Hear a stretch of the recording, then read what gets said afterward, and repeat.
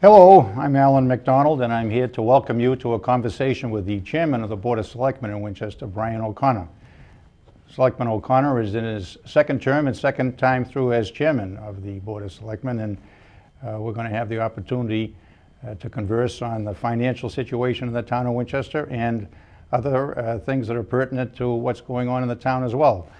Welcome, Mr. Chairman. Thank you, Alan. I really appreciate it, and I really appreciate you volunteering to be the MC.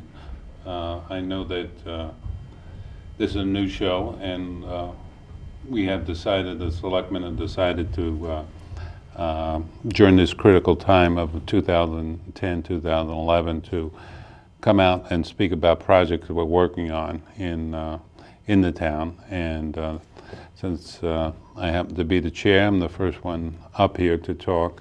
But there'll be shows done by Tom Halley, who's working with the Planning Board of Downtown Initiatives. There'll be one by Forrest Fontana, who's working with the Finance Group, Jimmy Johnson with Capital Planning, Roger Berman, who's working on ADA and the transfer station. So there'll be in-depth discussions. We'll also have other chairs with them, so it won't be just a selectman here. I think Forrest is going to be in with Joe Peters from the Finance Committee, and a new guy called John Sullivan, the moderator. Right. He'll be in along with Forrest. Lance Grenzebeck, who is the chair of the Planning Board, will be with Tom talking about downtown parking, and so we'll have enough people in here to challenge you. There's a lot happening, and you're right, 2010 and 2011, very, very key years on the fiscal side and on the project side. You've had a lot of projects underway during the past decade, and of course, in your case, the last 5 years. And we're seeing good results from that. And what we want to get into a little tonight, because of your expertise on the financial side of things, is how that sets us up in these next couple of difficult years in terms of capital and in terms of operating monies, and what you see the challenges to be in front of us for 2010 and 11. Well, I think before we dive into that, Alan, I think the big thing is, you said it right, is we had a lot of accomplishments. And I think the amazing thing that all the board members have seen over the years is the amount of volunteerism that's in the town. It's not going to get done without these subcommittees and finance committees. Well, it starts with the chairman of the Board of Selectmen, but you're right, it goes right through the community. It's incredible. Literally thousands when we look at all of the help we get in different things. And I think those who would be watching and trying to learn a little bit about the state of the town, it would be great to hear from the chairman. A little. We've had the State of the Union, State of the State, a little look at how you feel the town sits right now in terms of the volunteerism, in terms of how we're doing on our projects. Well, I think the state of the town, I would say from my point of view, is favorable. State of the state and the State of the Union is a little less favorable. So even though one gentleman said all politics is local, we are affected by how well the state does and how well the country does. So it's in transition. But I do want to mention that in this past year, because of volunteerism, we had the new Manchester Field going in, we had the McCall's Extension going in, we had the War Memorial going in. A lot of things that people can look and see. We got a splash park going, we had a Ginfield project going on. We have another $1.3 million trying to be organized and collected for the track over in Manchester Field. Yeah. So a lot of positive things that happened, but to your point, what's happening on the finance is really important. I think the first thing is that 2010. Let's talk about 2009. We were able to put close to $1 million back into free cash, which got us close to $8 million, around $7.8 million. And I don't want to make this a dollar and cents program, but to start, our reserves are pretty adequate right now to get us through 2010. Where it gets a little tricky is 2011 and 2012. And the reason that happened is that the state is shifting because they just don't have the revenue, and i.e. the income, is shifting a lot more to the cities and towns. And the Quinn bill was eliminated, and that's going to affect the town of Winchester by about $175,000 in 1 year. I think the governor has promised not to touch Chapter 70 or Chapter 70 money being that which comes to the schools for education. Very important, to the tune of $5 million. He's also tried to keep the circuit breaker money in special education, which in our cases it's about $8 million of the school budget on special education, which in some cases we get up to 40% back. But in reality, you really, he's going to do his best, but That trend line has stayed the same for a lot of years too, hasn't it? The special ed money, which is, as you say, $8 million of the school budget, is about 10% of the entire town budget. Right. Which that's been that 10% or so for a long time, and we do get state help, not entirely, as we know, but. But as I think, and then not an expert on the school budget, but I think the special ed budget has been growing. Two budgets have been growing rapidly.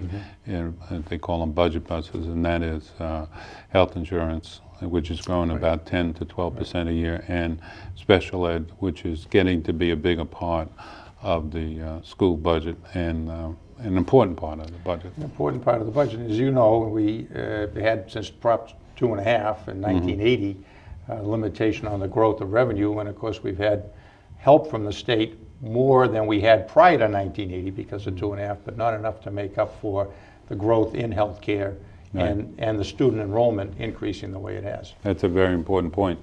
I think it's been a steady, straight line of enrollment in the schools. I believe that I saw a number where Wellesley and Winchester were the only two towns that had increased in school enrollment.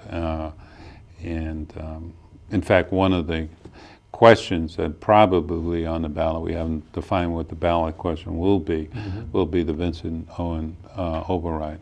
Okay. Will it be debt exclusion? Will it be, how much will it be for? But it's come to a point in time where we need to put a new school in the VO, and it's probably in the same site, and it's a matter of how big it's going to be and just exactly what it's going to look like. Do you think your timeline is for making a decision on that for the fall of 2011? Okay. And the reason I say that, the fall, maybe this fall, 2010. Maybe 2010, yeah. 2010. And the reason I say that the school's superintendent and chairman of the school committee have been doing a lot with the state, and it's ready to, be channeled to the public, and I hope it passes. I think the town and the state have benefited by the program that we've seen with McCall and up on the Hill as well, and we've had pretty good use of the combination of public money at state and local levels for getting ready. And I would say, you mentioned the football field, which was a lot of private contributions for that, and wasn't it great for the christening to be Winchester 7 and our opponent on Thanksgiving 0. That was a very nice day. I was down there that day, and the dedication, and there were so many hundreds of people that worked on that one project, and it was. I think there were over 4,000 people at the game that day. It was an incredible event, and I think that's one of the things I think the selectmen and school committee and the finance committee are trying to do, is trying to, with the McCall's extension and other projects, put a little life into the project we do, and not just be. Well, it was something that the community really helped on when they allowed on a vote to put some money into a perpetual capital fund. And I think that's been a tremendous benefit to the education system, but it's also a benefit to other capital projects that we've had to work on. I think that was, we talked about that a number of times, and that decision back before my time was made Right. by the board Right. of selectmen, was probably the most critical decision made in the time of Winchester politics. Very, very big, very major. That was the But start of the decade. even that fund, because of the McCall's extension, is starting to feel there are more projects than money. Let's put it that way. And Of course, but I know it's true. and that's always been the case. But How does, if I could ask you, Sure. Brian, how does the budget affect the personnel in the town too? Outside of the capital projects, of course, the people who are working hard to run the community. We talked about the volunteer efforts, which are substantial and we couldn't live without, but we also need the folks who are running the departments professionally. And how are you finding from the town side the difficulties with the budget? Are we doing okay on the personnel side of things? talking more morale-wise. Well, actually, that's a good point, morale-wise, but also we able to run the ship the way we want to. I think the town, the school, let's start with the school. My perspectives on the schools are running very well. New Superintendent Bill McAuliffe and his staff have really dove in the last couple of years and got their arms around the numbers and have done a lot to maintain the education under critical circumstances. On the municipal side, our fire and police departments are run very well. Yeah. The safety in the town. But, the pay raises are not there, like they were in the past. And people understand that. Winchester has a unemployment rate a little under 5%, and the state is in close to 10%, and so on and so forth. I think the morale is pretty good considering the economic times. I think people are glad to have a job. They're glad to have health insurance. They understand the financial conditions, but they want to see us come out of it.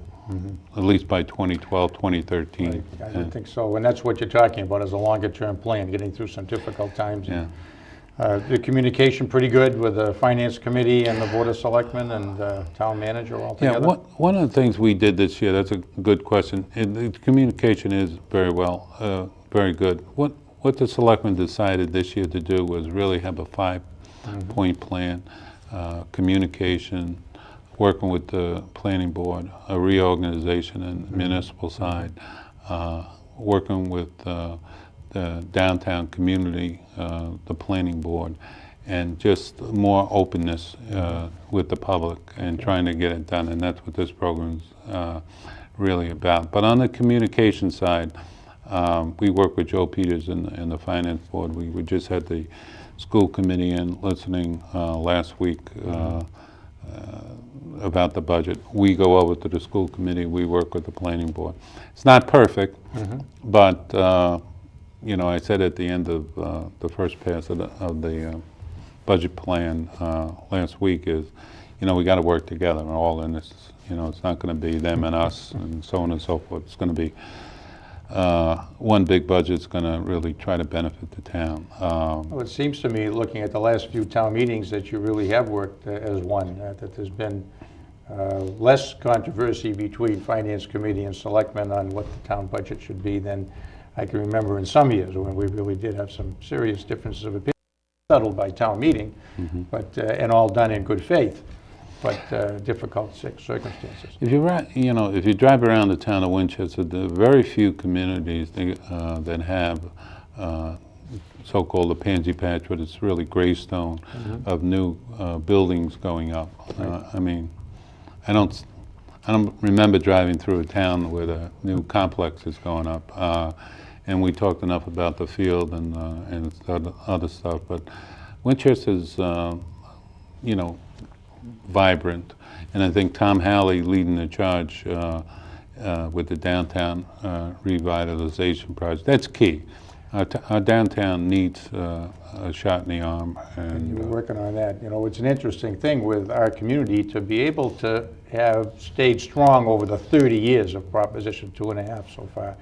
There are only 10 communities in all of Massachusetts out of 351 communities that are smaller than Winchester. We're just under 6 square miles, and only 10 communities that have less land area than we do. And you only can grow your levy on the property tax over 2.5 if you have new building over the 2.5. Now, we have had periods of construction, Right.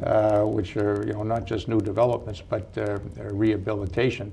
But of course, the last couple of years, while you've been managing the budget, there hasn't been as much reconstruction as reconstruction. There's been the new projects coming on, which is interesting that we would have them in a relatively small community.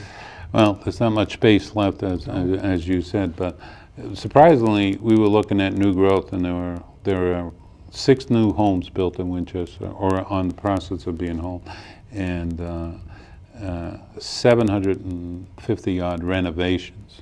Okay. Additions and this and that. Which is so people are That's preserved. about 10% of the housing stock went under some kind of renovation. So that It's is an amazing number. It's an amazing and number. for this time, it's an amazing. Well, the houses are selling, you know, relatively well in Winchester. You get the turnover, you get the new families coming in. That we talked about the growth in the population of the school. Yep.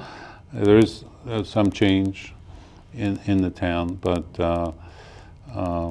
it's good change. Yeah. Good change, and people are, you know, proactive, which is very, very important. That's right. Tell me, and, you know, as you're looking at the revenue picture in 2010 and 11, and we know the state has spent down its reserve fund a little bit. What are the most difficult areas do you think we're going to be playing with in the next 2 years? Schools, I think for sure. But from the town point of view, what are the kinds of things that we may have to postpone or think about difficult in the budget? Well, the number one is, just like nationally, it's healthcare. The cost of healthcare.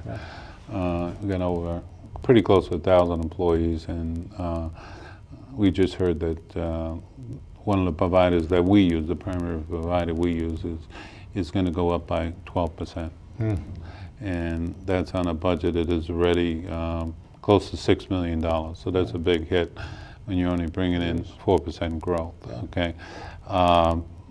We talked a little about the schools having an increase of population over 100 pupils. Figured $10,000, $15,000 a pupil and that doesn't compute. You know, when you're looking at they're looking at a close to a 5% budget. Town manager's looking more like in a 2.5%. So there's going to be some give and take in that. I think that the critical thing when you're looking at schools and you're looking at municipals, that 95% of the revenue that comes in come to Winchester in the form of taxes comes through property taxes, and the property value really is based on 2 things, in my view, is proximity to Boston, as you work there, and so do I. It's a nice commute, especially during snowstorms, and the quality of education. Winchester has, through the years, always ranked in the top 10, or if not the top 5 communities, and that's very important to maintain that. Not only for the parents sending their kids to school, but also for people who say, "Gee, I don't have children in the school system anymore. Why should I pay all these taxes?" Well, your property value is really tied into that. So those 2 are interchangeable, and that's why I say we got to work together. Right. You can be excluded. So I think that healthcare, the school budget, capital is going to be the projects that we have, the VO school, maintaining the Morocco school, roads. We have a big thing with traffic, believe it or not. Yeah. As selectmen, you think we talk about budgets and visions and stuff like that, but traffic calming is going to be a big issue. ADA is, we got to be compliant coming up. There's a lot of money. We just got a grant. A person called Gene Batty worked tirelessly with Representative Lewis and Congressman Markey, and we got a $2 million grant to make Wedgemere Station handicap accessible, which is tremendous thing, yeah. a tremendous thing. So these little things Yeah. make it more amenable to work in Winchester. So those are the budget buses, and how do we use the resources we have? How do we use the free cash we have? How do we try to maintain our AAA rating?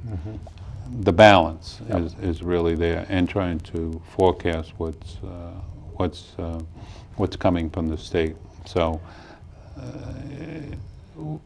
we're in a position that we can make calls. Some towns are going to go through massive layoffs. Sure, there are some communities that are under supervision by the Commonwealth of Mass to be Right. run, of course, and it's tremendous management, frankly, and I know that's true, to keep Winchester where it is. It's a very difficult job, and that's why the communication is so important that you're doing with your own board among the 5 selectmen, but it comes through in the public comments that we do understand how hard everybody is working on this.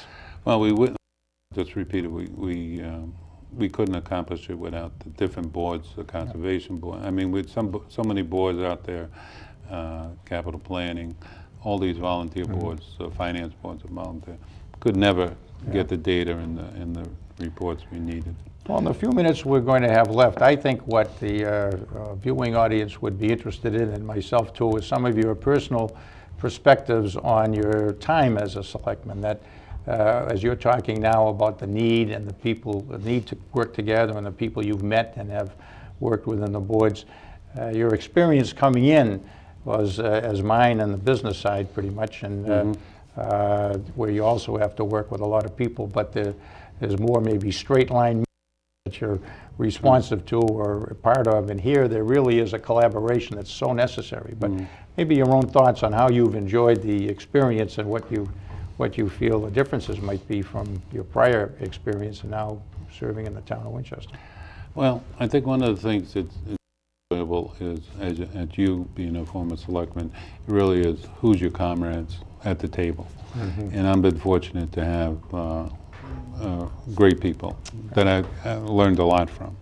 I came in as this far right Reagan person, and slowly drifted to the center, because you really have to be a centrist, really get things done in a community like Winchester. They joke that I'm the green candidate in here. Tom Halley has done a tremendous job with this a group called Cool Winchester Fan and so forth, about carbon footprint and energy saving components. I don't know if you know about it, but we're going to be trying to put a 2-acre solar panel field at the transfer station. I did see that, yes, yeah. Which is kind of incredible. Yeah. So I think the thing that's most, to answer your question, most appealing to me is learning new things, collaborating with a lot brighter people than me, that have better ideas than me, and bringing them to fruition, and trying to push them forward. Because as you know, in the bureaucracy, you could just keep on doing the same thing over and over again. Well, I think you're right up there with the brightest among them, but I do know what you're saying, and I remember I worked with GE for a number of years, and Jack Welch always said I get some credit for things, but that's because I always have smarter people than myself around me. But you've done very well. I must say, remembering back to your first campaign, you did run on fiscal responsibility and made that your number one, maybe your number 2 and 3 issues as well, and you have stayed with it. And I think that that's a good mark of a person who is both a political and public servant person. We certainly sometimes see people run on a certain way and then abandon some of the things they ran on right away. I would say, frankly, from my view, you have stayed with the fiscal responsibility piece, and you've just said, well, maybe I came towards the middle, but that's learning and it's responsibility as well, in my opinion. I think that it's really important, as you know from the private sector, that people are paying taxes. You know, we talk about we have free cash. Well, it's not our cash, okay? It's the people taxes that come in, and you got to preserve it. And now we're in a situation when times are tough, we have maybe something to fall back on. Keep the standards of the community high, and people got to see their tax dollars working for them. That's the key. Well, I think and we know this in the town, but we have to remind ourselves every once in a while that the people who are sitting on the Board of Selectmen, sitting on the school committee, sitting on the finance committee, all these very, very long hour committees are all volunteering. This is not a paid assignment, and we're always fortunate to attract good people. We have been fortunate for many, many years, and I think that's going to go on because of the example that the people who come into these seats provide, and I see it, and I watch it closely because it means a lot as a citizen of the town to see the town continue to carry on as a leading community in the Commonwealth, and it starts right at the top. And the people who come in and volunteer know full well that the people spending hours and hours at Town Hall are volunteering as well, so that's what it does. Well, a good example of that is, you know, we haven't touched on it, but the farmers market that came from nowhere to everybody being down on the town center on Saturday morning to afternoon, and then all of a sudden the Jenks Center is in there, the arts are in there, everybody's kind of collaborating, all without the help of the selectmen. Get out of their way, okay? And it's worked very, very well. But you're right. I just want to be clear that that in our talks that we're going to start drilling down in the coming weeks with other selectmen and other board members, and people get a pretty clear picture of what's going on.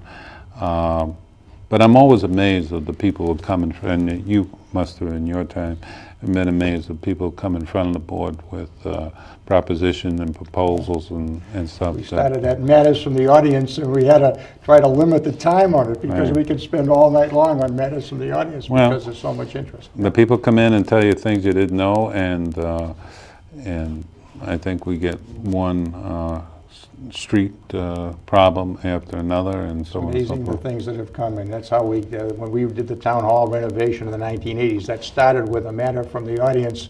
Why didn't we have handicap accessible to the second floor to come to the town selectmen meetings? Well, that made sense. Maybe we had to put an elevator in, which we never had because the town hall was built in the 1800s, no elevator. So we had some discussion about that. As you can guess, it led to this, and we wound up doing the whole town hall, which needed to be done. Might not have been done in the 1980s without that push from matters from the audience, but then so many citizens got interested. It is.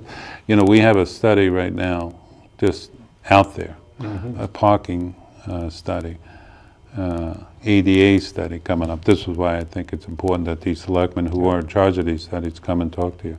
A parking and ADA study, a downtown renovation study, just looking into projects that you know that we have to get our arms around to keep the town as progressive as it was in the past. So we have another interesting town meeting coming up. We have more projects, and Brian, I really do appreciate being able to have this conversation. I know the community is going to enjoy the opportunity, and I just want to thank you for your service on the Board of Selectmen.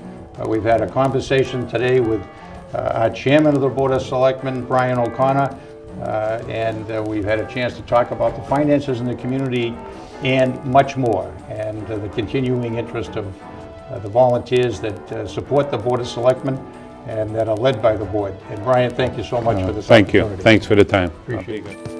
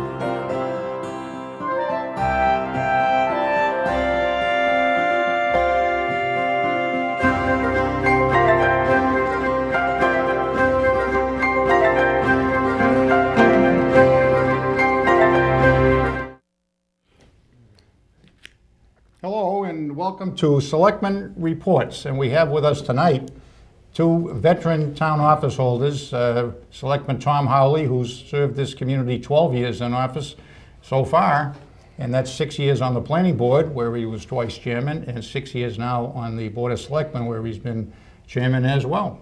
And Lance Grenzaback, who's been 5 years with the planning board in his second term right now, and the chair of the planning board. And we have an evening tonight where we're going to have an opportunity to talk about the meshing of the Board of Selectmen and the planning board to the betterment of the activity in Winchester on a number of projects. And I'm going to start off with you, Tom. We have seen a tremendous partnership in the last number of years with the planning board and the Board of Selectmen, and your experience at the planning board before coming on to the selectmen must be a help in that respect. Well, I'd like to think it has been. The experience I had there, of course, I was at the planning board working with the selectmen, so I had a sense of what that was like to be on the planning board, to be advocating for certain issues, engaging with the selectmen in the discussion. And then when I got to the selectmen's table, it was important to me to try to realize as much value as we could in terms of that communication. The selectmen, as you know, our agenda is very, very full. We tend to deal with a lot of immediate issues, and if we can engage with the planning board and start to share priorities and concerns and take advantage of the skills that they have about longer term planning, it really informs what we do. So it's very, very helpful. That's great. And Lance, when you were running in 2005, there was a lot of discussion about master plan and the benefit we would have if we had a planner working with the planning board and the selectmen.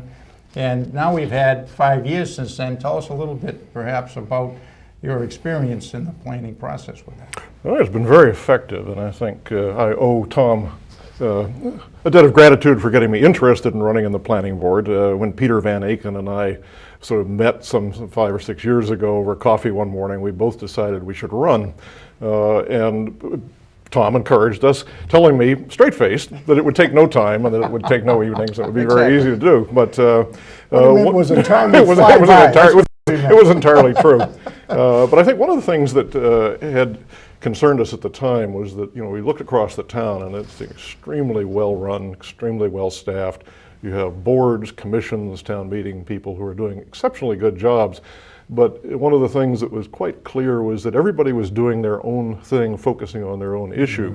And one of the questions we had was, where are we going? How do we pull these pieces together?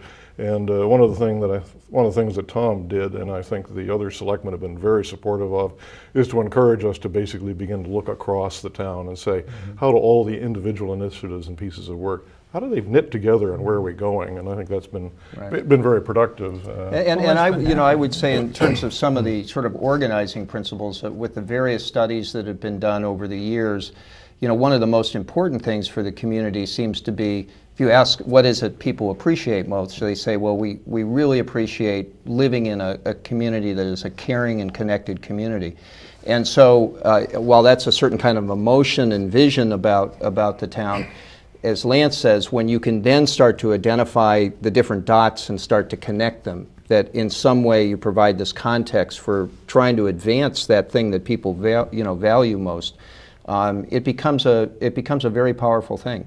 And so I think, as Lance says, while we were all operating in silos before, maybe a little bit more than we should, the kind of collaboration that we particularly had with the planning board over the last few years that allowed us to sort of understand how we can keep reinforcing and investing in that notion of the things that people care so much about. We've also we've also benefited fairly considerably from the Envision Winchester and the Selectmen's Fact Study Committee that went before.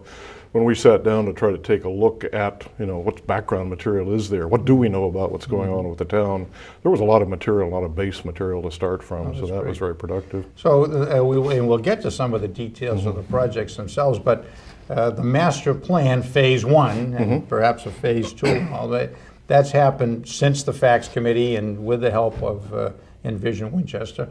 How have you seen the benefits of that process, I guess? Where has that taken us, the master plan, phase one? Well, I think, we start back to, when we sat down to look at this, we looked back and were a bit shocked to find that, in fact, the last master plan had been done in 1953. And what it really focused on was basically how to subdivide the west side. The schools, the fire station, everything up there is basically laid out that 1953 document, and it really had not been updated. And so when we began to look at what was going on, one of the things that became quite clear is that that phase of development was done. And that what we were looking at when we looked at Winchester as a whole was we realized that we're all talking about redevelopment now. We're talking about redeveloping existing neighborhoods, redeveloping the downtown. And I think the sort of clear thing we learned from the months of discussions with the Master Plan Steering Committee and the precincts was how painful that's going to be if we don't have any strategy to guide us in doing that. In the 1970s, it wasn't a master plan. You're right, it goes back to 53, but there was a survey done. It came out from the planning board folks. Charles Sackris was involved with that quite much. And the biggest thing that I remember that came back from the survey was that the community needed a movie theater. Yeah. That was almost like going We back still need one. to the last picture show movie. But Yeah. but that was one of the big things, and it wasn't anywhere near the sophisticated level that you've been involved in now in putting together a package that would involve the downtown planning, the outskirts, and different kinds of community developments that would be commercial and residential. And tell us, Tom, a little bit from your point of view, because I know there's a tremendous interest in what's happened so far with the thought process on downtown. Yeah. Well, it's really kind of interesting. Again, if we were to ask people what are the things that you value most about Winchester, certainly a lot of people would certainly say our school system, the quality of our school system. Many people would probably say the quality of our housing, the fact that we're so close to Boston, transportation. And I think the town center would be on a lot of people's lists. And so I think there were kind of a combination of things that sort of have happened with the Selectmen over the last year or two. One is that on a fairly regular basis, we were having various issues regarding parking. And the retail merchants were having issues with it. Citizens in town who use the town center, they had some issues, and we would sort of deal with these things episodically in piecemeal fashion, but it was a fairly continual thing. So we realized that we needed to do something about that and do it more comprehensively. So the parking and kind of traffic related issues were something that were on our list. But the other thing was that the economy, of course, has been in terrible shape, and that made us all realize how vulnerable in some respects our town center was, that our retail merchants were struggling, that there were vacancies starting to appear, that we could find ourselves in fairly short order with new uses in those empty spaces that might be there for a long time, which really would undermine the vibrancy of the town center. And so we started to look into this and realized as we did that, first of all, we needed to do something that would help strengthen the economic vitality of the town center, but then also sort of increase its vibrancy. And so that kind of, the fact that the planning board and the selectmen were meeting regularly and talking regularly, as we have been for the last several years, it came fairly easily to us that should be a priority for us. And more recently, even more than the planning together, you've reached out to community conversations. I think there were half a dozen or so. That's right. Community conversations that were jointly sponsored by the Selectmen and Planning Board in the fall. Yeah, and that was extremely productive. I think what emerged out of that set of conversations, and what we did was basically walk around town center, if you will, looking at housing conditions, retail, looking at the built environment, the natural environment, what's the Aberjohn and flooding going on, what about parking? And I think that in the last several months, what's come out of those discussions is the beginnings of an idea that the town center may be an opportunity to address some of our wider problems across the town. I think we can talk more in detail about this, but it looks like the town center could absorb a fair amount of housing units. And we've had some people say it could absorb as many as 200 or 300 housing units. Now these would be smaller condos or smaller apartments with very limited parking. But as pick up on the comment earlier, it connects the dots. What we heard in the master plan and in the community conversations were, we've got a fully developed community, got a lot of people looking to move in. The MCAS scores are a wonderful marketing device for young couples who want to come into Winchester, and that's putting a lot of pressure on the neighborhoods.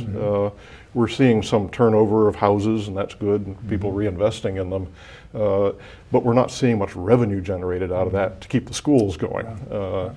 We're seeing, as Tom mentioned, the downtown beginning to fray, a lot of empty stores, people not sort of getting the kind of sales volume they need there.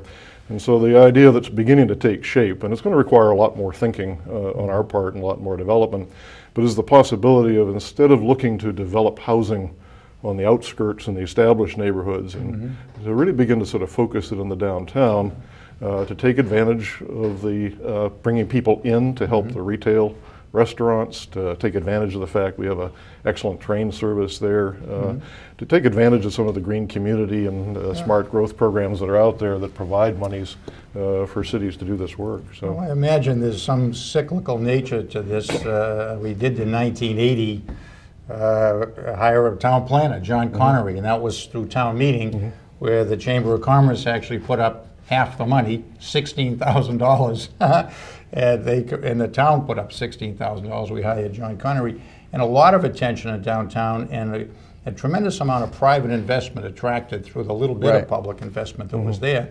And we did not concentrate at all, that's a good point, on the residential aspects. It was the commercial aspects. So, so it's interesting. That was during the 80s, right? And I know that you and other people, Whip Saltmarsh was very involved, and that led to the improvements, many of the improvements in the town center that people enjoy. But that was in the 1980s, and now it's time to, I think, reinvest. And it's a very interesting thing that we're doing this show at this particular time of year. We're starting to get closer to town meeting. There's a great deal of budget activity going on right now. We face, as we always do, but maybe this year more than others, we face very serious challenges on our budget. And we have an $83 million budget, and we're sort of scrapping over how we maintain our teachers, how we maintain town services and the like. Right. And in the midst of those discussions, it's very easy to sort of forget that we also need to devote at least some measure of our resources to investing in the future, to doing those things that will maintain the quality of life, and also to do those things that will grow the tax base. So as Lance has said, the more we've talked about the town center, although we kind of intuitively knew it, I think, but the more we've talked about it, we believe that, in fact, there are ways for us to strengthen the existing retail. There could be mechanisms for us to be more proactive in terms of getting retail into the town center that would further enhance it. And in fact, it looks as if there will be ways for us to manage the parking more effectively in the short term, but also to have the capacity we need to, in a thoughtful way, add some additional housing. And if we did that, if we brought more people to the town center, took advantage of its natural attributes, what we might find is, number one, what I think we'll find is that there's a real market for that, that there are people who would like to live in the town center and be able to walk everywhere and do that, take the train, do all those things.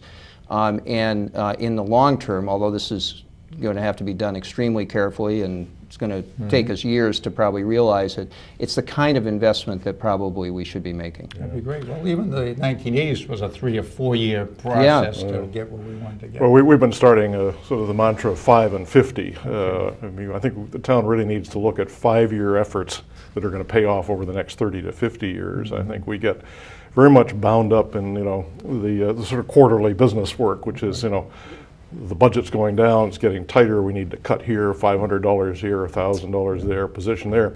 And I think the town, has done a very good job of tightening its budget, but we can't keep cutting without raising some revenues on the other side. And when you sort of look at the town's budget, I think 70% or so of the town's revenues come from property taxes, and almost all of that is from residential. And so we need to basically look at a way of shoring that up. And if you look at some of the major projects which the planning board and the selectmen and others have been involved with over the last several years, certainly one of our most important industries and one of our real growth industries is Winchester Hospital. So of course there's been a great deal of attention given to that facility, their potential facility on Washington Street. The town has spent given considerable attention to the Right Lock Farm area, and that was, of course, something which, as originally proposed, with 260 units of housing, would have been something been very detrimental to the sort of the short and longer term economy in Winchester. And we think we've come up, hopefully, with a plan, if in fact it closes, which will allow for open space and also allow for the development of housing, which in fact will add more than it takes away in terms of revenue for the town. So we've got other developments at the Pansy Patch, which is now well under construction and the like. And so I think as we look at these things, we then need to look for where, as Lance says, where are those opportunities for growth in a way that preserves and enhances what we care about Winchester. Where are those for the next 5 years, 10 years, 20 years? And it seems to us that perhaps the town center could be that. And we have much more to learn about and much more work to do, but it's certainly something. As you look at the projects that Tom just mentioned, the hospital project, the Right Lock Farm project, Pansy Patch, is there a design review committee process that is project by project, or can you use that in looking ahead at things that haven't actually become a project yet? In most of those cases, the town was reactive. Okay. We did not have a master plan. We had not thought out what to do with those properties. And I don't, in fact, believe, from what I've talked with people, that people really anticipated some of those projects happening. Clearly, the Pansy Patch was out there, but the Right Lock Hamilton Farm, that transaction wasn't apparent to us until it happened. And I think on one hand, there are relatively few of those large plots left. I don't think we'll see, unless perhaps Bonnell's or the Mahoney's decides at some point to convert those properties. But I think we didn't have anything in place, nothing in the zoning. And so what we've been doing in each of those is using a technique called an overlay zoning, where you take the existing zoning and you don't change it, but you overlay it with another use. And what that's done is give us the ability to, in effect, kind of really design and control and also bargain with the developers. What we did was work very closely with the Board of Selectmen to negotiate a development agreement while we did the rezoning and went through the process of looking at how it was going to take shape. That's been very effective. We can probably do something of the same thing in the town center area.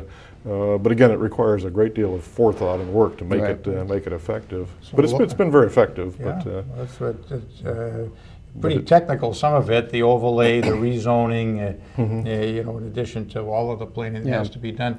It seems to me that you have had a lot of look at the reconstruction as well as new construction as part of this process. That's right. And so if we could go back to, and it is something that I think all of us will have to, hopefully we can develop a kind of consensus around the importance of the work on the town center.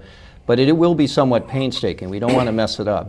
And there are many answers we don't really know, questions we don't know the answers to yet. But if you see how we started with the community conversations this past fall with 6 focused on these different areas. We got quite a bit of engagement and commentary and critical thinking during that process.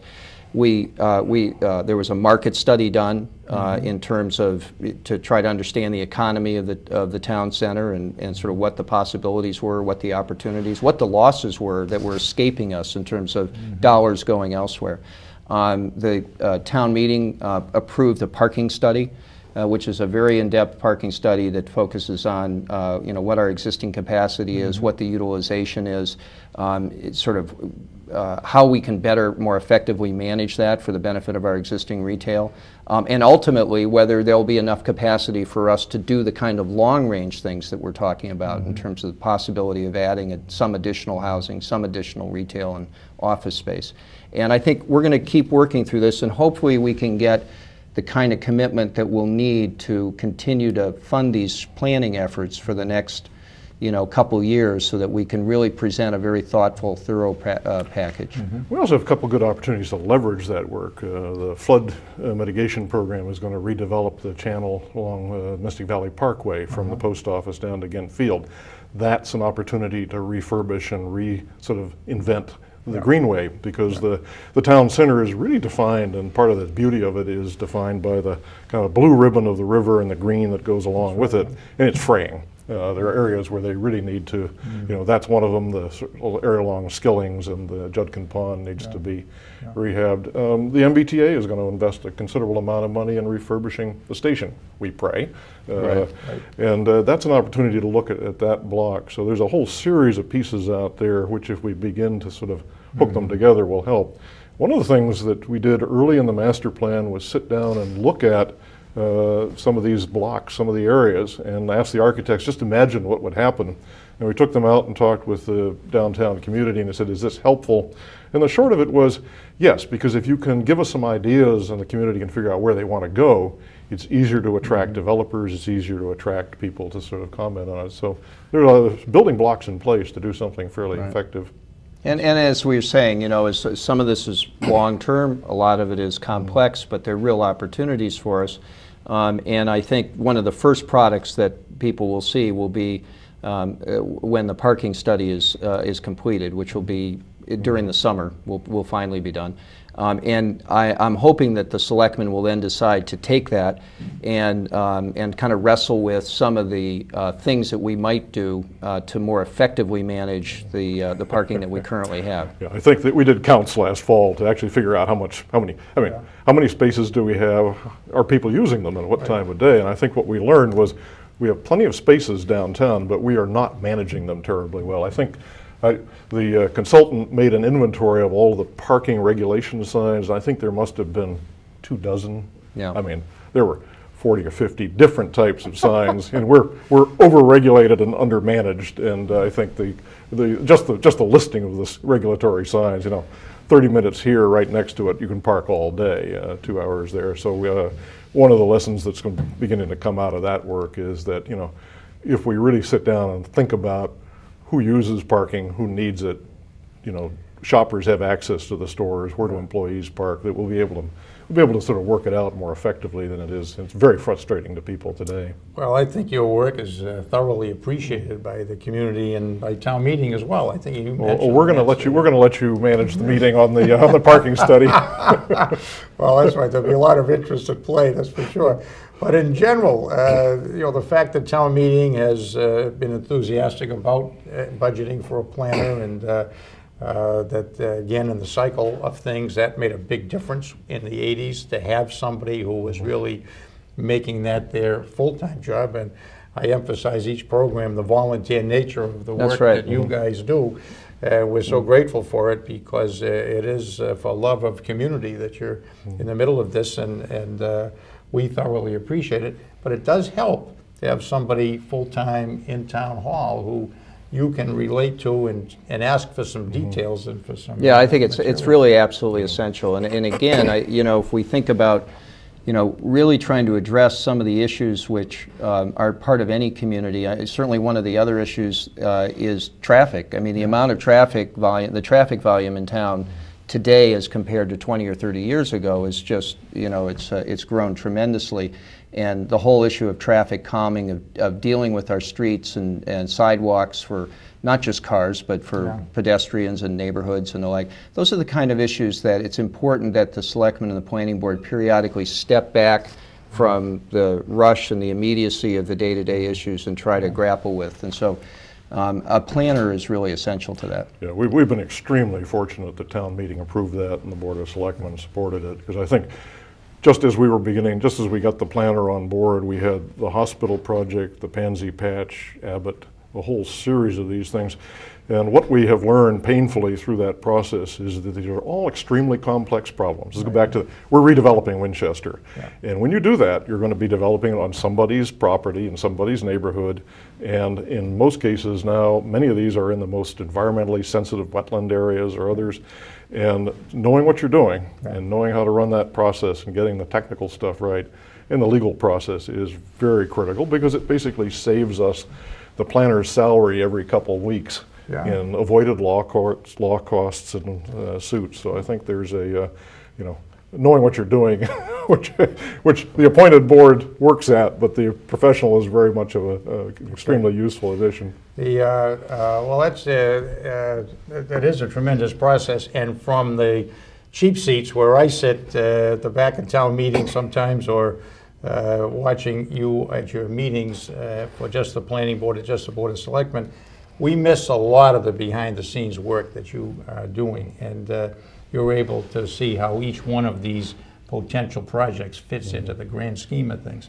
And I think when you mentioned parking, that's something, again, that was talked about, before the 1980 John Connery piece, and we didn't make any progress on it there, and so we're going to be counting on you. We're determined to now.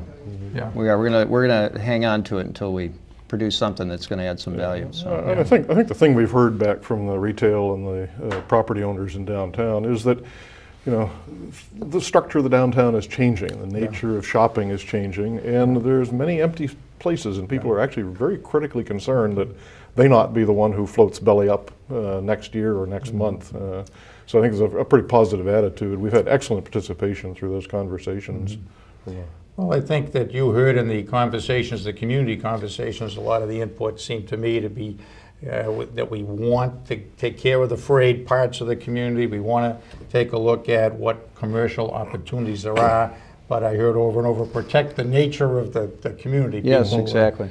and so that's a great responsibility to have, and you're exercising it well in terms of planning ahead. And I know that you've talked about the traffic and the parking in the streets as part of a phase 2 aspect of the master plan. That's right.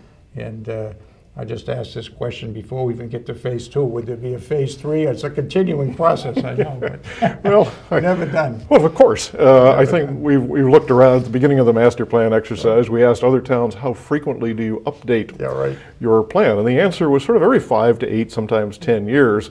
And so since we hadn't done ours for 60 or so, we figured it's going to take us 5 or 6 years don't have to to wait get it for done the first time. But yes, I think I think the way we and you'll with your background will appreciate this. I think the way the town ought to think about a master plan is as sort of a strategic business plan. Yeah. How are the pieces fitting together? How are you going to manage the residential property and the business property that is your, that's your cash crop to keep the schools and all the services going. So getting that and getting a conversation that continues, doesn't wait 50 years, is pretty critical to make sure that the work that was done in the 1980s is updated regularly. That was emergency work, frankly, because we had 20% or so vacancy downtown, and you mentioned Right. Representative Whip Saltmine was very helpful with the transportation, the public works The grants, PWED grants, grants, yeah. public works, economic development grants.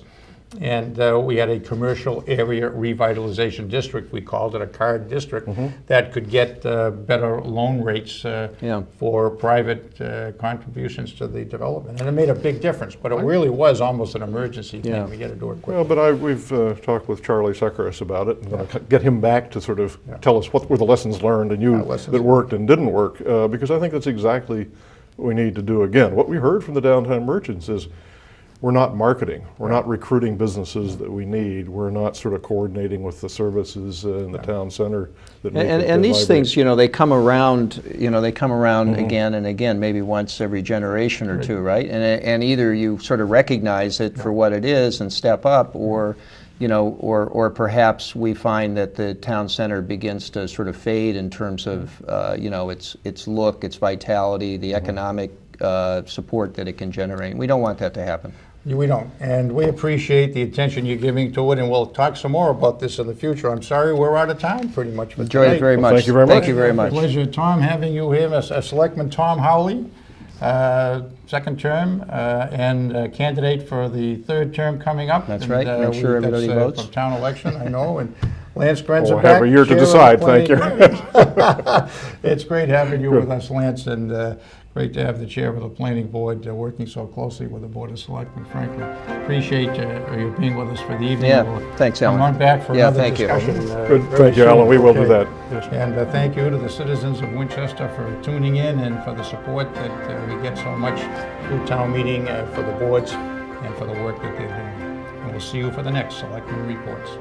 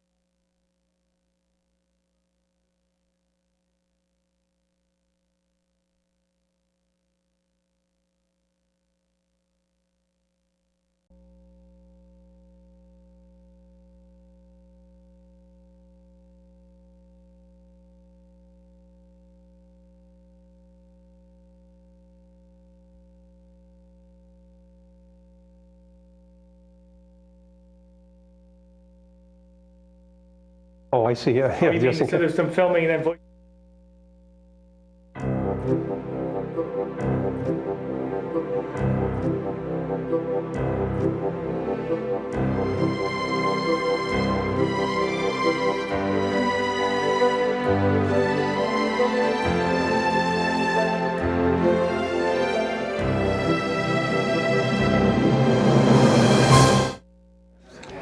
Hello and welcome to this edition of Selectmen Reports. And we're here with Selectman Forrest Fontana and Town Moderator for Winchester, John Sullivan.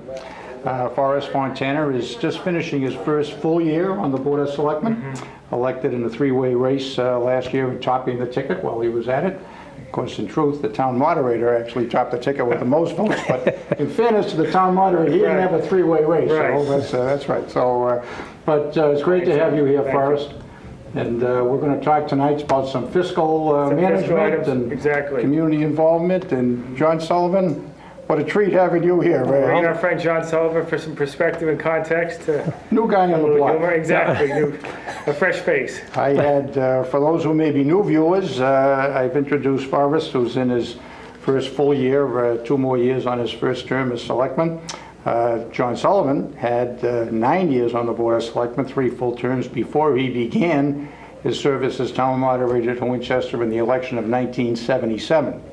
So you can figure out how long that is. He's a lot younger, actually, than those years. He started in his teenage years as an elected official. Almost. Yeah, I was 14 when I got elected as a selectman. Yeah. And you've been doing very well. You've been learning on the job very nicely.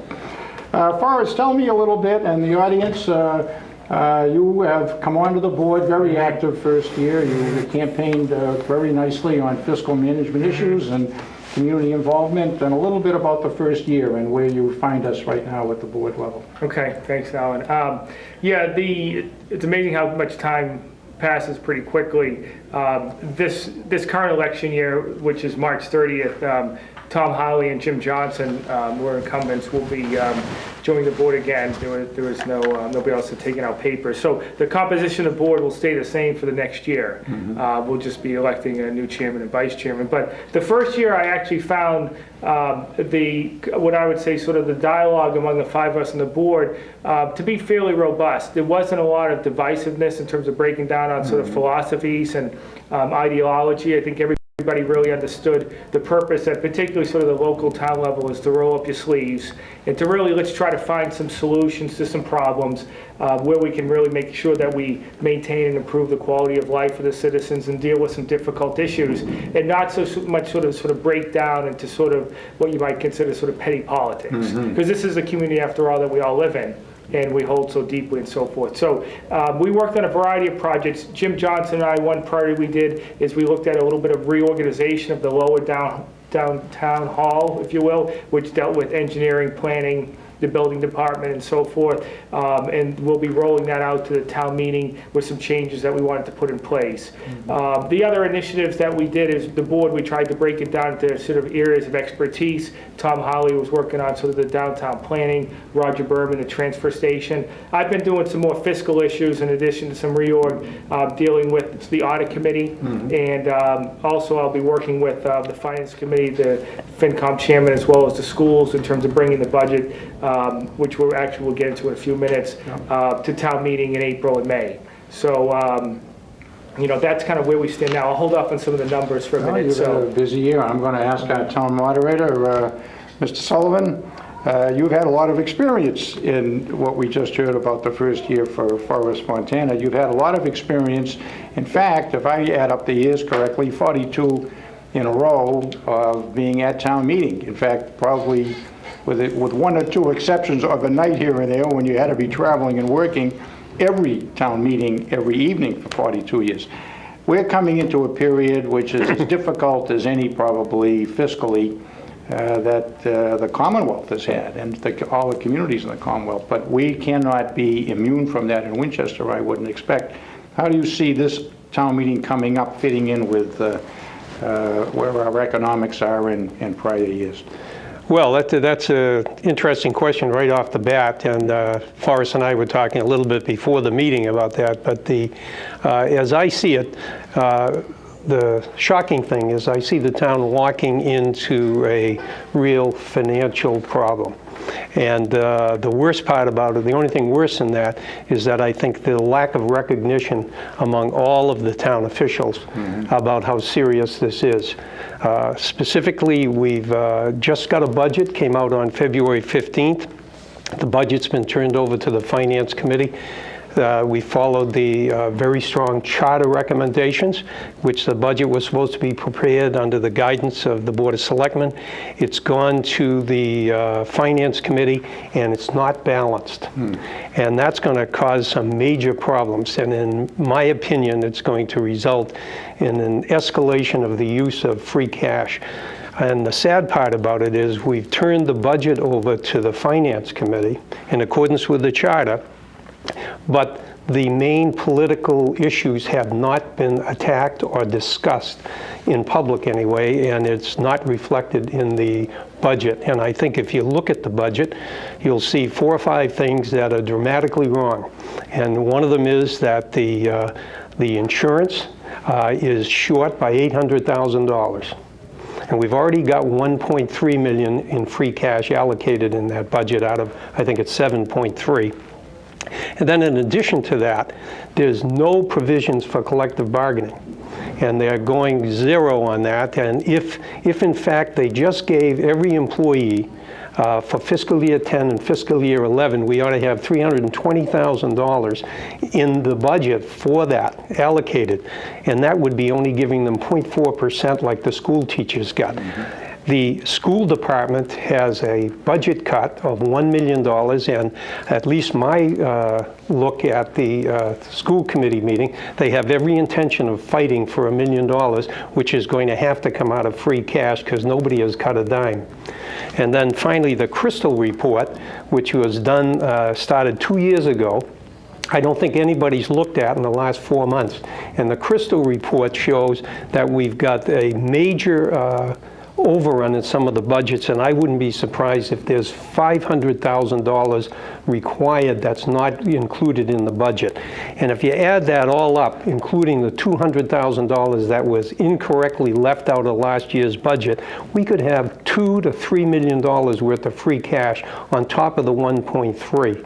And if that happens, we've used about 40% of our free cash. And if you remember back at the fall town meeting, when I forget who it was from the Finance Committee, presented the Capital Stabilization Fund. Elizabeth?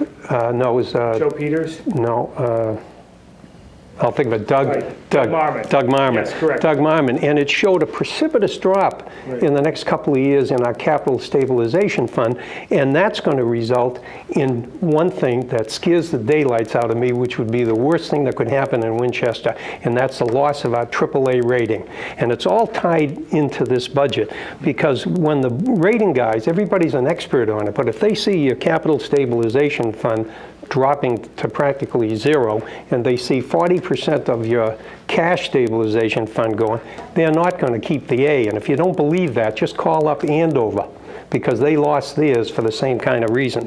So I look at all this and I think it's absolutely tragic that everybody isn't spending every waking moment working not on whether we'll revisit the solicitation bylaw, or whether we'll put solar paddles up at the dump. We ought to be looking at how we solve that. There's been no policy discussion, and now the Finance Committee has got that problem. And their problem right now, they're non-policy makers, and they are being forced into a policy-making role because there's a void. And I see on the thing, oh, we're going to have these joint meetings. There are no joint meetings. The charter says that the budget has to be in on the 15th, and it's in and it's wrong. And so somebody's got to correct it. And leaving it to the Finance Committee to do, they'll do it.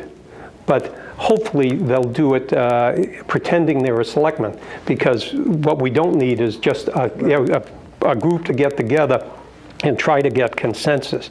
So I am stunned that we are today, and I don't want to be dramatic. Bring it back, Yeah. John, then for the level for the audience to understand that Alan will touch upon a couple key things that John highlighted, particularly health insurance and the stabilization funds, which have implications not just for the current budget significantly, but for multiple years out. John, when you talk about not a balanced budget, just tell people at home generally what the mandate is from a town standpoint, and then what you mean and how it Sure. can be reconciled, so they Right. understand where the roads meet. If you've got 10 policemen and they cost you 50 grand a piece, and you budget the 500,000, you got to have the 500,000 in the budget. If you have 450, it's not balanced, and that means that you're going to run out of the money. And that's exactly what's going to happen to us. And this, I know that this is collective bargaining, but if anybody has read the Boston Globe on Sunday, you commented on this in the two-part series of the Boston right, Globe, on yes. the cities and towns that are running into this.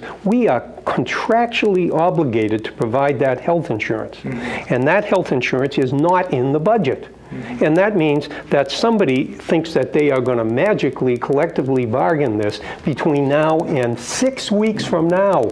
So let me- 6 let me- weeks. Let me bring a little color into those, Al, and then you can jump in. So John highlights a couple key points. So what people need to understand at home is that the key things John's saying is at the local level, the town level, even at the state level, you have to have a balanced budget. You can't borrow from the bank, if you will, to fund it. Unlike the federal government that can issue debt.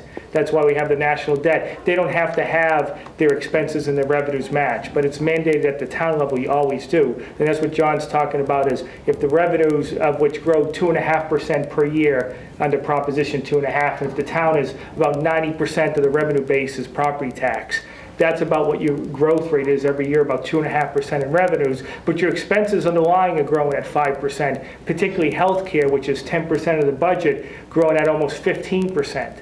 The shocking thing about healthcare, and I commented the other night about it, is that, in 6 years, the healthcare growth rate will eat up the total Proposition 2.5 override levy revenue that we receive. It does it already in a number of communities. And Exactly. for us, it's been 3/4 sometimes of the levy. Right. But the question is, what are we doing about it? Right. So And do you know something that's a subject of collective bargaining, and I know you can't talk Yeah. about that, but I'll tell you this.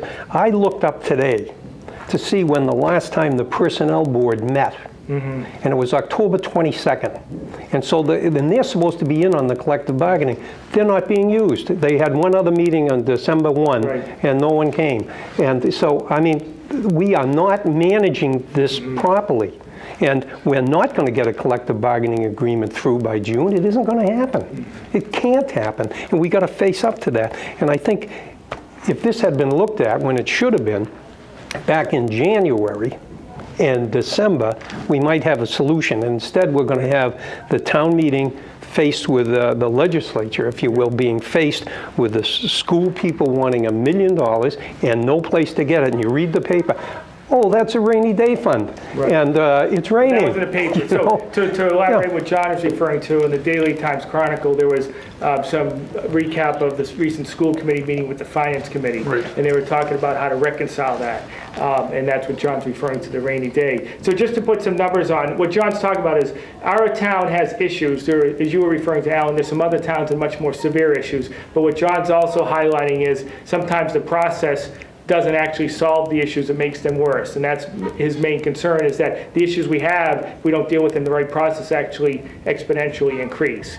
I can talk a little bit about the health insurance, but just more in a vague sense, because we are in negotiations with the unions on that. But the budget generally, so people know, is about an $84 million budget in town. That's growing about 2.5%, as I said, on a normalized basis. The school committee budget component of that is about $35 million. And they're looking for about $1.5 million increase year over year, or about a 4.5% growth rate. The underlying enrollment growth for the schools is about 3.5%. And one of the issues that they face that we're dealing with is when we talk about aid from the state, if we assume that Chapter 70 can be held constant, which is right now a difficult thing. Chapter 70 being education. Educational funding. The governor has promised it that, but the legislature is not so optimistic. When you have enrollment growth coming up at 3 to 4% and funding is stable, that means per student is dropping 3 to 4%. And so you always have some balance issues that underneath there we have to deal with. The town manager has proposed a budget that's growing 2.5% for the schools. So there's, as John indicated, about $1 million differential right there on paper. And then John's identified a couple other areas that are the moving parts that sometimes when you think about $1 million, your swing of $500,000, another million is now 2-3% of the budget. And John's echoing a theme that I brought up about a month ago when we all got together, which is ringing the bell. The idea of stimulating that sort of sense of urgency to understand that it's incrementalism is not really the way that we need to go, but that idea of thinking about urgency and re-engineering. The difficulty sometimes, and John and I talked about, is that everybody comes at it from their perspective and wants to move a little bit, but expects somebody else to move, or expects some other solution to appear at the last minute. And unfortunately, that game of chicken can really cause some difficulties. Particularly, he's talking about the AAA balance sheet and the use of the free cash, which is almost think of it as a reserve fund for the town. Right. You eat that up very quickly, our rating goes down potentially by the rating agency, so it means our cost of debt to finance capital projects in the schools, the debt increases, and the interest expense of that increases in terms of the rating, and a variety of other issues become difficult for the town. Because you have a limited opportunity to raise money. That's very, very well put. And but I would say this: when the hell are you going to ring the bell? Somebody's got to ring the bell here. I'm hoping we're going to ring it right here tonight, is that it's out of the selectmen's hands now, because they gave their budgets, and so we've got Peters at home now probably working at this, trying to Joe figure out. Peters is the chairman of the finance Right. committee. And so what John is referring to This is, is a wonderful, easy job. It is The easy. easiest moderator's job I've ever had. I know, when we come, John, he comes prepared, he's ready to go. And so what John's talking about is the finance committee, which is really sort of called the arm, the advisory arm of the town, the public, for the town meeting members. What John's concerned about now is now all the pressures get to meet, or the roads meet with them, and everybody looks to them to solve the problem, i.e. policy setting, but really they're not a policy setting board. They're more of a sort of an overseer of check and balances. And so John's bringing up a really important point is now all of a sudden this body that doesn't have the policy, ability to set policy for issues are going to be coming to bear. So, That's a good point. Yeah. It is a good point. This is a wonderful discussion, key discussion, getting ready for town meeting. And I kid about the moderator job. I love it when the conversation is so animated and active and informative for the community. I'm reminded of one of my favorites, Don Gillis interviewing Ted Williams. He said he had a chance as a young reporter to go interview Ted Williams, and he brought 4 reels of film with him to Fenway Park. He got to ask one question, and Williams took the whole 4 reels on how to hit the baseball. It was and I remember seeing the interview. It was great. You two gentlemen are up on this beautifully, and you're doing a great job of preparing the viewers for what we're going to be well, talking if you, about at town I'll bring meeting. up another theme that Yep. if you thought John will get excited, this will really get him going. He'll love the energy from this one, which is thinking about things in sort of what I call a total full and cost basis, and think about compensation. And John's brought this up at the town meeting, and I brought it up at the selectmen meeting the other day, but thinking about when you actually have an employee, what does it really cost and the obligations you're making to that employee both today and in the future? John brought up health insurance. So what we're dealing with is both benefits for current employees and future retirees that we promised, but pensions. People don't realize that if you have an employee that you pay, call it 60 or 80,000 to, health care and pension is another 20,000. So now the employee costs 100. But what do you think you need to support that person's benefits in retirement? Okay, if they're going to collect a certain drawer on that, call it 50% of the 80 plus health insurance, you need $500,000 at a 4% payout rate to basically fund that for every sort of 40,000 you're looking to basically pledge as a liability. So you have to think about, and we don't have that on the balance sheet, that's called the unfunded liabilities for health care that a lot of cities and towns are going to have to do in the pension areas that are underwater. So you have to think about total costs of what it costs from an employee standpoint when the payrolls increase or you make these promises. And that's a big thing John's always highlighted. So you've had a couple of decades of business and finance experience coming onto the Board of Selectmen, so this is really up your alley to talk about how we're going to look at the future. So I'm wondering, to John's point, your look at personnel management and potential cost-saving measures, and how are we going to get into those kinds of things before and during town meeting that are going to balance the budget? Well, that's a good question, Alan, because what I brought up and what we talked about the other night was, as Sean said, the time is very close. You know, April, May for the town meeting, June by the time we ratify it all. So there's certain levers that maybe you can address in the near term, but a lot of times those significant, call it restructuring, re-engineering, new ways of doing business, whether it's more efficiency and productivity or changing staffing, those probably won't impact until fiscal 12 and 13. Right. When we looked at sort of the reorganization of town hall, we were looking to see if we could actually get higher productivity or actually change in terms of from a staffing standpoint or bring in more skilled set. There's a technology initiative that we'll be looking at about how can we get more for our technology dollars, and whether you're spending less or spending more dollars and better services. And you also look at the staffing. There are complications, I will tell you, that I've had to recognize when you go from sort of call it the corporate business world to from a municipal standpoint, is you are dealing with a lot of different constituent bases. And when you're dealing with the negotiations with the unions and a lot of different fractions, as I said to John, a lot of times everybody approaches it and says they know what the total objective, and they want to do the right things by the residents, by the town, by the employees for public safety, but they all protect sort of their own little turf. And everybody wants the other person to move or make the change, and or they view it as very incremental. So there is a process, and it's very slow when you work sometimes in sort of town management. So sometimes you got to break through that barrier. And I will tell you, I'm still struggling a little bit with that into the sort of how can you implement that significant change or shake that up a little bit. Yeah, and John, as you've said, when talking about how the unbalanced budget goes to the Finance Committee, that is a very unusual circumstance. Yeah, and just to maybe close with a positive recommendation is on how to break that thing, is that I listed 5 items here that appear to me to be the 5 big ones, big money drivers. It seems to me that if you make a decision on one of those, or maybe 2, and then the whole thing starts to be fixable. Yep. And for example, if you said, look, our maximum use of free cash this year, we've got 1.3 here, is going to be 2. Now, I'm not recommending that. I'm just saying we're going to say 2 million. All right? That sends the message here. We're going to have to get the 800 in there.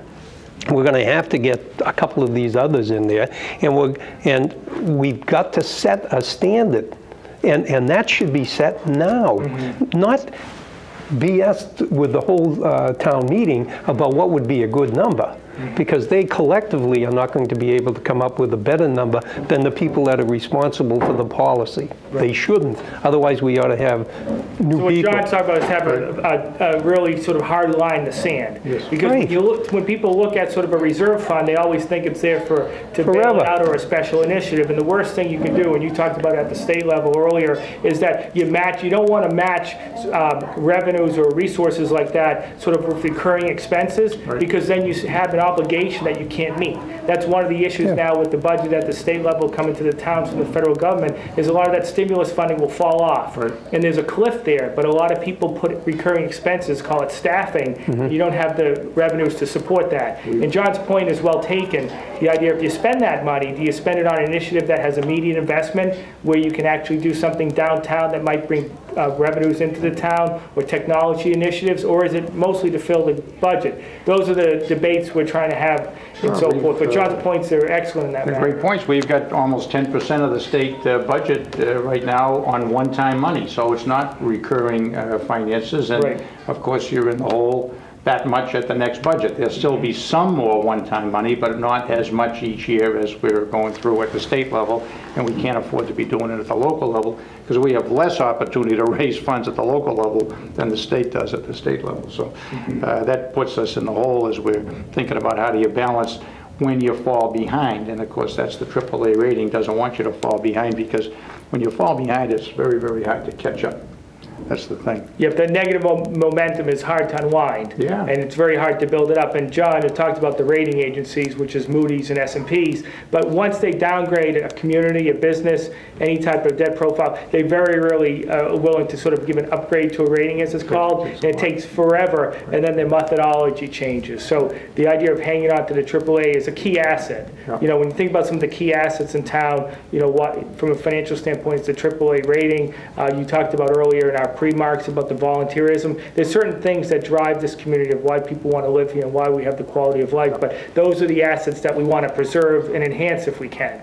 And that's, I guess, the bigger picture. And as John's saying, there's a lot of these details that we have to focus on and roll up our sleeves.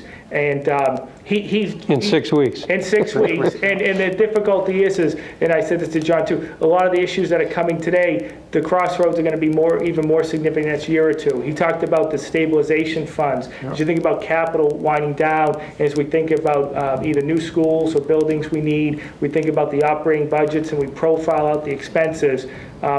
It's not as though it gets all solved, even if we had the answers in the next 6 weeks. We've got to keep working the next year to 3 and 5 years. Well, that's right. I think that the town-wide vote at the start of this decade, which put certain monies aside each year for capital, in addition to monies aside for operations, and that override that we had in '02, I guess it was, that's been a very helpful thing to the state, I mean to the town. It's been helpful to the state because they haven't had to give us as much money we wish they'd give us more. But it has been helpful to the town to keep our projects going. We've talked about that on other selectmen report shows because we have a lot of projects that are going on. And the difficulty with that is, you know, the need to replenish that is going to be coming up in the next 1 to 2 to 3 years. Right. And so we have to do the proper job of setting the stage for people to understand that was a great investment. So if you go to them for another override to replenish those funds, people need to understand why it was so successful as an innovative approach, and actually that incremental tax, that override, is the right reason for the right purposes. But that's something we do. But that will have to come to bear at the same time. We'll be looking potentially, depending on where the schools go with the Vincent Owen project, the high school's going to need a renovation. Those will all need capital funds to be allocated to that. So the timing is difficult when you go into the community potentially to tee up those overrides, as you know, as we go into the election next year from the state and federal level coming down to the town. Sure. And you can see, John, we need to keep ourselves positioned for not just this budget year, but 2 and 3 years down the road as well. Oh, absolutely. I can remember when sitting with 4 people, we thought of the idea that we could pass a capital override. And everybody said it wouldn't pass. But I knew it would. And so did the other 3 people. And the reason is, I brought them all down to Nelson's, and the people down there, and they were all talking about, how come you guys, you're the guys that are having the town's buildings deteriorate? And we did the override, and we brought it to Nelson's. And the people understood that they were saving the town hall, getting the schools fixed up. And we're going to have a need to do that. And we better have a positive image as a town and being run properly, and you'll get it. I mean, we have, in my opinion, probably the best educational system, or at least in the top 5 in the state. And that is the reason the houses in Winchester are still valued higher than in surrounding towns. It's because of the educational system. And that's one of the reasons why we're one of a few communities, Alan, with that enrollment growth, the positive enrollment growth at that point in time, as John's talking about. The demand for housing, which is the quality of life in the schools, creates the values that people want, creates the opportunity, but at the same time, that high-class problem, if you will, in terms of the strain on the budget. But John's right, the capital funds, as opposed to funding it through the operating budget, we set aside funds which allow the dedicated funds to be allocated to basically, in effect, improve the capital stock of the town. Well, I wish we had more time to talk about this. It's incredible how quickly a half hour goes, but we are out of time for this edition. We'll come back for more discussion, I think, on this very near future, and we know within these next 6 weeks we need to do some more work on this.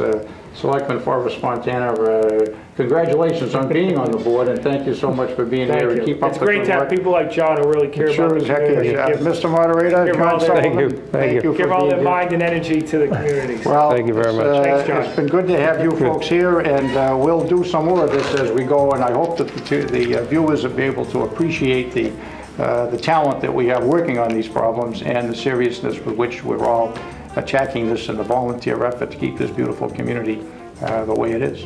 Now, do we get paid for tonight? I want to say thank you for all your viewers being with us, A lot of water. and we will see you soon for the next Selectmen report.